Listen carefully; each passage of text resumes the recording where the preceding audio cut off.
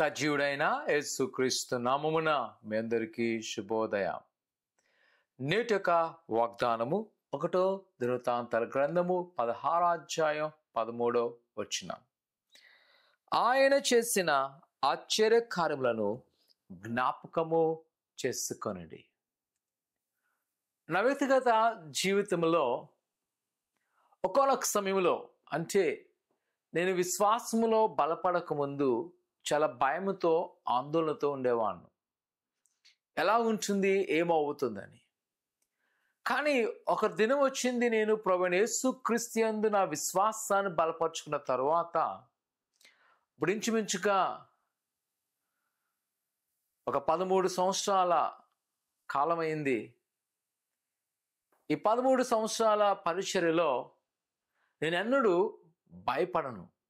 ఎందుకంటే ఆయన చేసిన ఆశ్చర్య కార్యములు నా ముందు ఎప్పుడు కూడా జ్ఞాపకం ఉంటాయి.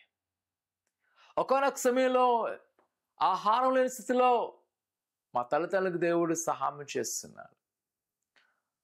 ఒకానొక రోజున నా దగ్గర ఏమీ లేనప్పుడు దేవుని దగ్గర ప్రార్థన చేస్తున్నప్పుడు ఆయన అప్పుడు నడిపించున్నాడు.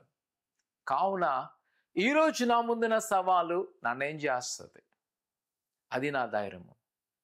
ఈరోజు నీ జీవితంలో కూడా ప్రసంగమా ఆయన చేస్తున్న ఆశ్చర్యకాల జ్ఞాపకం చేసుకో. మనలో చాలాసార్లు ఈ దినాన్ని ఏదైతే కలిగిన అపాయాన్ని బట్టి, బంధకాలను బట్టి, బాధను బట్టి, దుఃఖాలను బట్టి వెంటనే మనం ఏం చేస్తామంట, దిగిలిపోతుంటాం, నిరాశం కలిగి ఏంటి నా జీవితంలో ఇలాగైపోయింది అనుకుంటాం. కానీ ఒక్కసారి తెలుసుకోగలవా, ఆయన ఆశ్చర్య కార్యములను నువ్వు కనుగొంటావా? ఆయన మన పట్ల చేసిన ఉద్దేశాలు నువ్వు కనుగొన్నట్లయితే నువ్వెన్నడూ భయం ఏర్పడదు, నువ్వెన్నడూ కూడా ఆందోళన చెందవు. నువ్వు నిలబడి చెప్పగలవు, నా యేసు నన్ను రక్షిస్తాడని. నేను నమ్ముచున్నాను, దేవుని పట్ల గొప్ప కార్యం చేయబోతున్నాడు. ఒకవేళ ఈరోజు నువ్వు నమ్ముతున్నావా?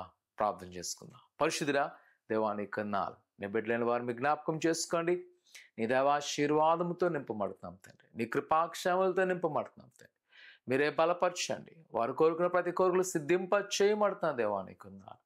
మీరే తోడేయండి, నడిపించండి. ఆయన వారు ఏదైతే కోరుకున్నారో కోరికలు సిద్ధింపచేస్తాం. మరి ముఖ్యంగా నువ్వు చేసిన ఆచరణం జ్ఞాపకం చేసుకుంటూ ఎదుర్కొన్న ప్రతి సమస్యల కొరకునైనా ధైర్యంగా నిలబట్టకు సహాయం చేయమని యేసు నమ్ముతున్నాం తండ్రి, ఆమేన్. ప్రభువైన యేసుక్రీస్తు మీకు గొప్ప కార్యము, గొప్ప మార్గములు సరళం చేసి దీవించును గాక, ఆమేన్.